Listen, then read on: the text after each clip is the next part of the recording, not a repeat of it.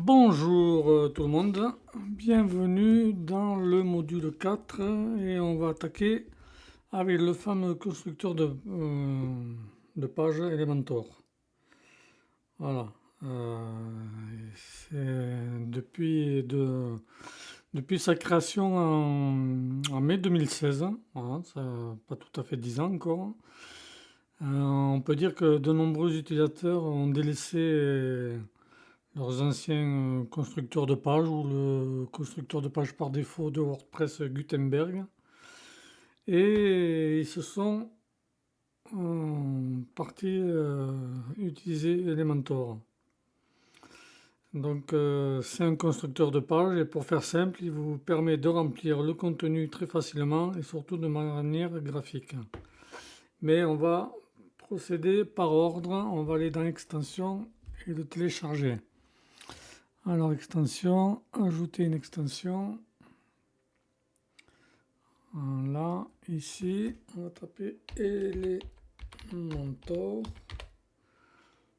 Il va y aller tout seul. C'est le premier de la liste. Donc vous voyez, il a la dernière mise à jour il y a une semaine. Compatible avec la version. Installation, plus de 10 millions. Quasiment 5 étoiles et 7102 avis. Voilà, pour plus de détails que je vous ai montré précédemment, plus de détails, vous irez voir les détails, tout ce qu'il y a dedans.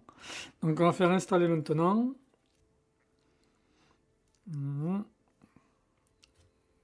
Alors, plus vite, installer et activer. Il va apparaître, abracadabra, le voilà. Donc on va aller sur l'accueil. C'est pas le... Voilà, ça je vais vous le traduire en anglais.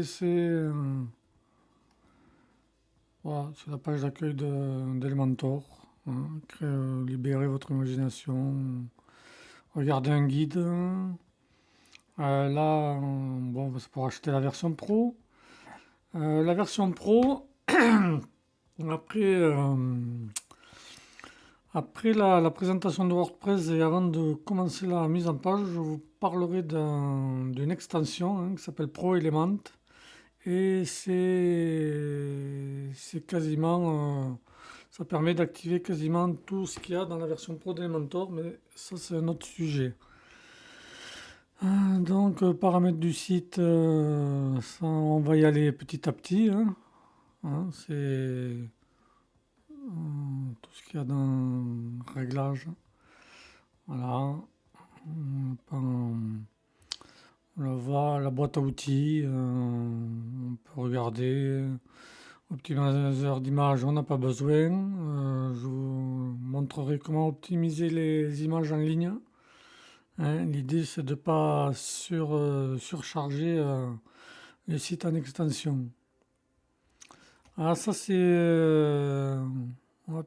c'est pas prévu d'en parler, mais c'est une extension pour l'application. Voilà, peut-être que je vous la parlerai. Elle est active sur ma plateforme de cours. Éventuellement, je vous ferai un tutoriel, je vous montrerai si vous voulez l'installer. On en reparlera. Donc c'est pareil comme la plupart des extensions. Il y a du YouTube, il y a la communauté Facebook, il y a des blogs. Il y a Elementor, non, on va pas parler d'Elementor, de l'IA Elementor. Qu'est-ce qu'il y avait encore que je voulais montrer? Non, c'est bon. Allez, on va passer au réglage. Voilà. Donc ici, on va aller les réglages général. On y est déjà. Donc là où tout début, là où il y a marqué type de contenu, vous pouvez choisir quels sont les types de contenus qui pourront être édités avec Elementor. Bon, par défaut, il n'y a que les pages. Mais comme on fera les articles de blog avec Elementor, on les mettra en page avec. Je vais cliquer sur article. Après, qu'est-ce qu'il y a? Voilà. Ouais, donc mise en page, ouais, on verra. Donc, dans un cours prochain, dans le prochain cours. Donc, vous pouvez également désactiver les couleurs par défaut d'Elementor. Voilà, là, c'est coché, donc ça va être désactivé. De cette manière, ce sont les couleurs par défaut de votre thème que vous allez utiliser, à savoir Blocksy, qui prendront la priorité. En général, c'est souvent ce que font les personnes qui construisent des sites. Par défaut, cette option n'est pas cochée. Bah, là, apparemment, ça a changé. Par défaut, elle est cochée. Pareil pour la suivante. Les polices. Certains utilisateurs remarquent que les polices, pourtant disponibles dans leur thème, ne sont pas disponibles dans les widgets d'Elementor. Donc si jamais c'est votre cas, ça dépend de la police que vous cherchez, n'hésitez pas à revenir. Bon là c'est coché, hein. Donc soit vous le cochez directement. Voilà, ça va également comme les couleurs, ça va désactiver les polices par défaut d'Elementor. Après, améliorer Elementor. Ça c'est voilà. Éventuellement, vous pouvez partage de données, cliquez là. Devenez un super contributeur, enfin c'est vous qui verrez. Donc ne pas oublier d'enregistrer les modifications, hein, comme j'ai cliqué sur article. Voilà ce qui est fait. Ensuite, bon, intégration, tout ça on va regarder. Ça, je vais pas commencer par la fin. Ça c'est le nouvel éditeur qui est pour le moment en phase de test. Il est en alpha, hein. Donc on va pas l'activer. On va attendre qu'il passe dans la version bêta. Fonctionnalité. Ah oui, ça, fonctionnalité. Ça, c'est les expériences en cours. Donc, voilà. Ça, les fonctionnalités stables. Ben, tout est activé. Voilà, point d'arrêt actif. Les conteneurs sont actifs. C'est très bien. Balisage. Éléments imbriqués, c'est actif. Ben, il n'y a pas besoin de toucher quoi que ce soit. Mise en cache d'éléments. Par défaut, on le laisse tel quel. Partage de données, c'est pareil, hein. C'est comme vous cochez ou vous cochez pas. Ensuite, on remonte le courant. Là, je vous conseille de rien toucher. Voilà, on va passer rapidement. Avancer, pareil, vous touchez rien du tout.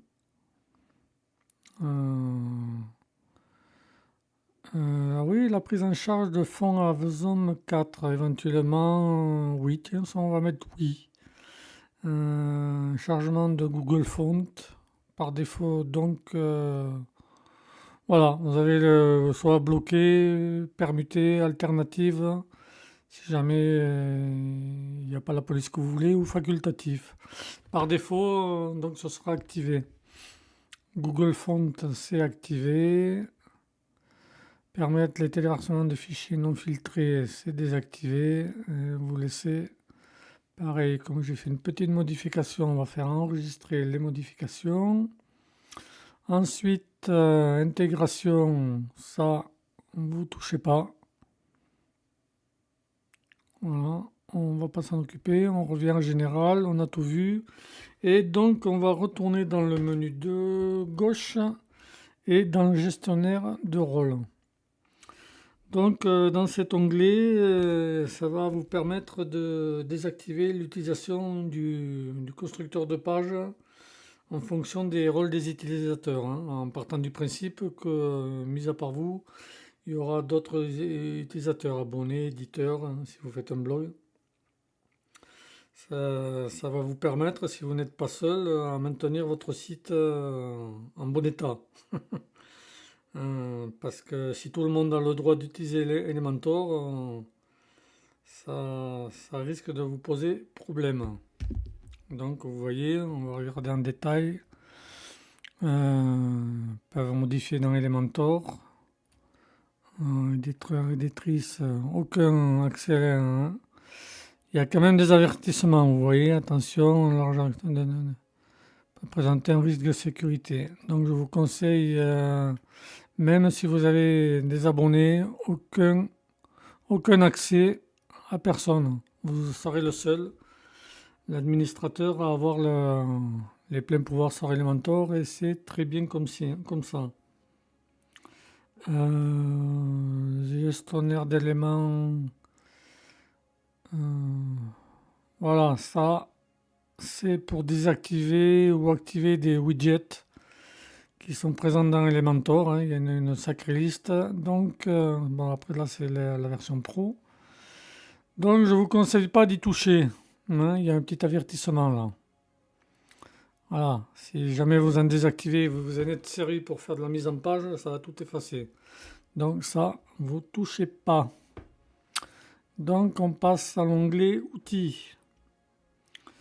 Donc dans les outils, on a pas mal de choses.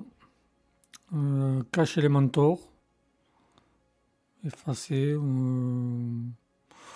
C'est pas obligatoire de l'activer. Synchroniser la librairie, vous laissez tel quel. Mode sans échec, si jamais vous avez un problème, vous pouvez venir l'activer. Donc sinon vous laissez par défaut. Et barre de débogage, pareil, vous laissez par défaut.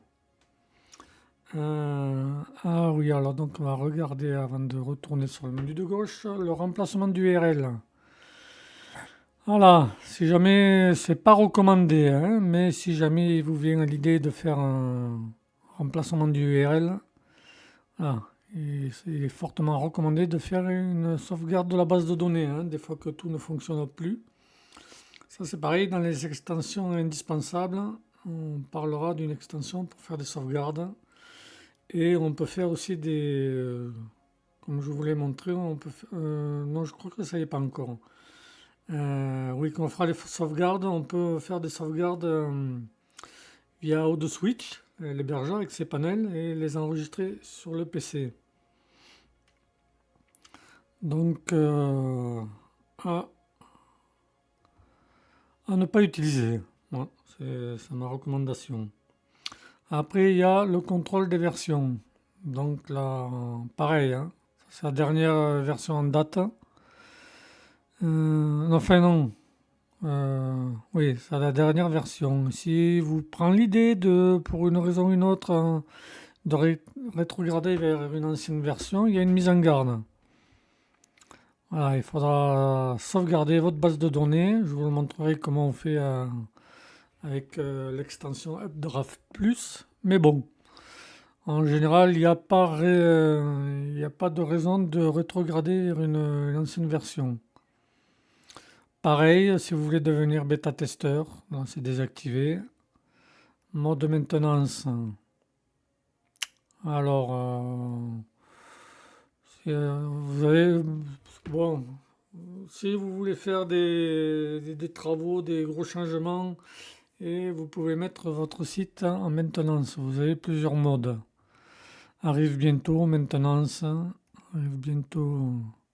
Voilà. Ça affichera un code HTTP 200. Ce qui signifie que le site est prêt à être indexé. Mettons si vous n'avez pas fini de le travailler. Maintenance. Voilà. Et que les moteurs de recherche savent qu'il faudra revenir dans quelques temps. Voilà. Comme c'est indiqué, il n'est pas recommandé de l'utiliser plusieurs jours. Donc on va laisser désactiver. Qui peut accéder? Donc si mettons vous le mettez en maintenance, vous pouvez décider qui peut y accéder. Connecter, toutes les personnes qui vont se connecter sur votre site ou personnaliser. Et donc là vous choisissez. Si jamais vous optez pour ceci, administrateur c'est vous. Et ça suffit. Voilà, donc on ne touchera rien, on va remettre sur connecter.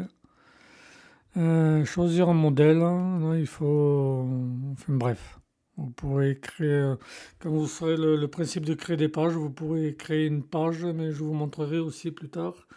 Il y a des modèles pré-réglés. Après, modèle de site. Voilà, donc vous pouvez exporter ce site ou importer des modèles de site. Importer depuis la bibliothèque, mais logiquement, il n'y a rien. Voilà, il n'y a rien. Donc, il faut créer un compte Elementor. Donc, ça, je n'utilise pas. Donc, je ne vous recommande pas de l'utiliser. On est sorti d'Elementor. Où qu'il est passé? Alors, réglages. Donc, on était où? Dans outils. Voilà, on a tout vu.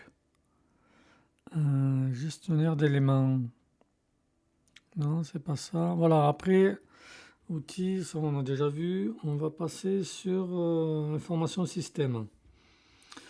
Bon, ici, c'est pas très compliqué, hein.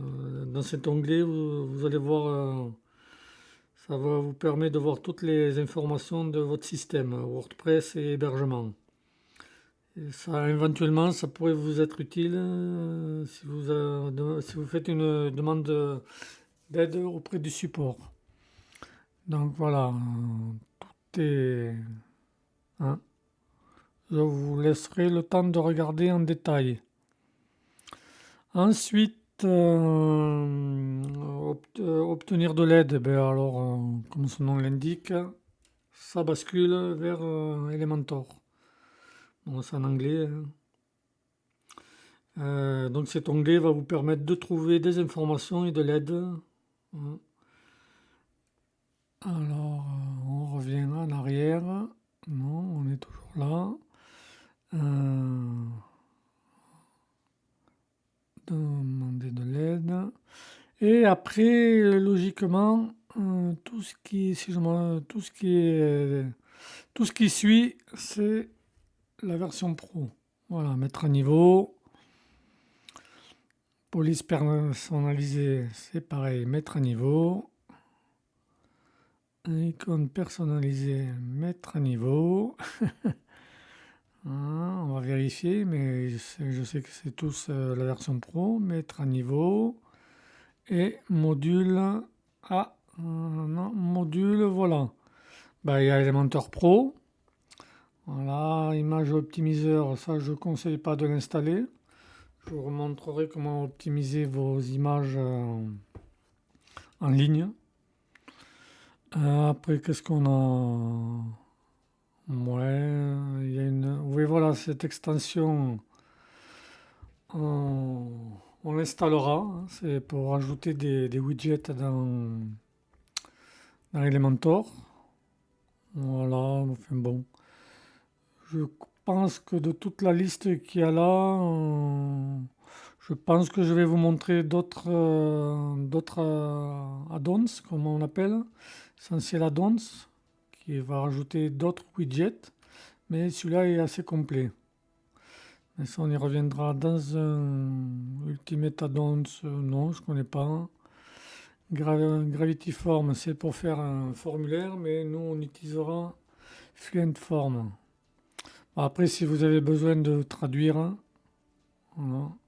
Mais enfin, toutes ces extensions, donc si je fais un Go, ah oui, ça renvoie sur le site d'Elementor. Enfin bon, s'il y en a une qui vous intéresse, vous allez dans Extension, vous tapez son nom, et ça ira plus vite. Après, voilà, notification.